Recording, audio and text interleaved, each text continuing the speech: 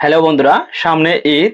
আপনি কিন্তু আপনার প্রিয়জনার ফটো দিয়ে কিন্তু স্টিকার বানিয়ে ঈদ মোবারক শুভেচ্ছা জানাবেন পাবেন। তো কিভাবে জানাবেন চলেন তাহলে মোবাইল স্ক্রিনটা ফলো করি। বন্ধুরা, হোয়াটসঅ্যাপটা ওপেন করে নেবেন। হোয়াটসঅ্যাপটা ওপেন করার পরে আপনি যে নাম্বারের মধ্যে ফটোটা আপনি সেন্ড করবে চান, প্রথমে ওই নাম্বারে চ্যাটটা খুলে নেবেন।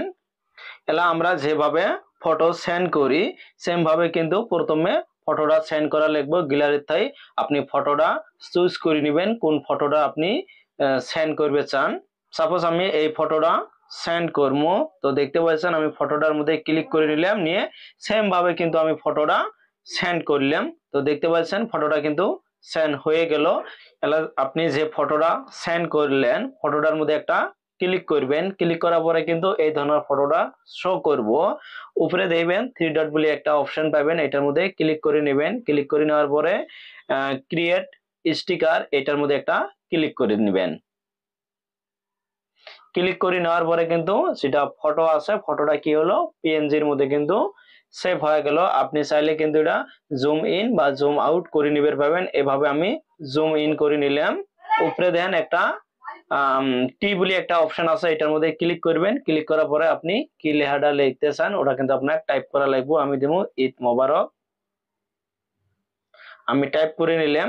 টাইপ করে নেওয়ার পরে তো দেখতে পাচ্ছেন এটা আমি যে কোনো জায়গার মধ্যে এইভাবে বসাই দিবে পাবো। এটাও কিন্তু আমি চাইলে বড় ছোট করবে পাবো। তো বন্ধুরা, অলরেডি কিন্তু আমার এটা ক্রিয়েট হয়ে গেল।